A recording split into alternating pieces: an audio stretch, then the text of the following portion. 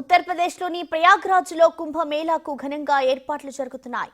కోట్లాది మంది భక్తులు రానున్న ఈ ఆధ్యాత్మిక ఉత్సవానికి ఏర్పాట్లు కూడా అంతే భారీగా జరుగుతున్నాయి. జనవరి 13 నుంచి ఫిబ్రవరి 26 వరకు కుంభమేళా ఉత్సవాలు జరగనున్నాయి. జనవరి 13న పుష్యమాస పూర్ణిమ శుభ సందర్భంలో కుంభమేళా ప్రారంభం కానుంది.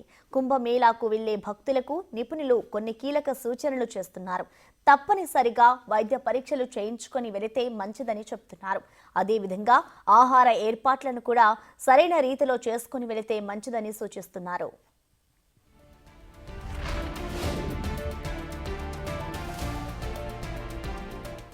ఈ క్రమంలో తిరుమల నుంచి కుంభమేళాకు శ్రీవారి రథం బయలుదేరింది. TTD chairman BR Naidu Tirumala రథానికి పచ్చజెండా ఊపారు.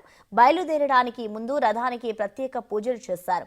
కుంభమేళాకు వచ్చే భక్తులకు శ్రీవారి దర్శన భాగ్యం అయ్యే విధంగా రథం తరలింపు చేస్తున్నట్లుగా తెలిసింది.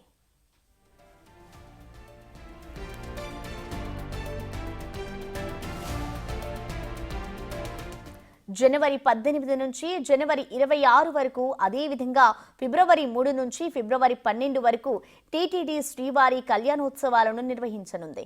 శ్రీవారితో పాటు శ్రీదేవి భూదేవి ఉత్సవమూర్తులను కళ్యాణ రథంలో ఉంచారు. తిరుమల ఆలయం పూజారి వేణుగోపాల దీక్షితులు కళ్యాణ రథం వెళుతున్న బృందానికి నాయకత్వం వహిస్తున్నారు.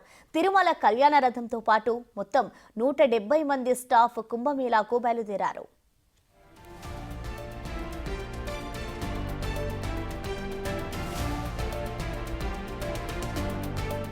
కుంభమేళా ప్రాంగణంలో తిరుమల తిరుపతి దేవస్థానానికి యూపీ అధికారులు 2.8 ఎకరాల భూమిని కేటాయించారు. ఆ ప్రాంతంలో ఇప్పటికే అధికారులు ఒక మోడల్ టెంపుల్ నిర్మించింది. తాజాగా కళ్యాణ రథం కూడా బయలుదేరింది. ఇక కుంభమేళాకు వచ్చే కోట్లాది మంది భక్తులకు వెంకటేశ్వర స్వామి ఆశీస్సులు అందించే విధంగా అధికారులు అన్ని ఏర్పాట్లు చేశారు.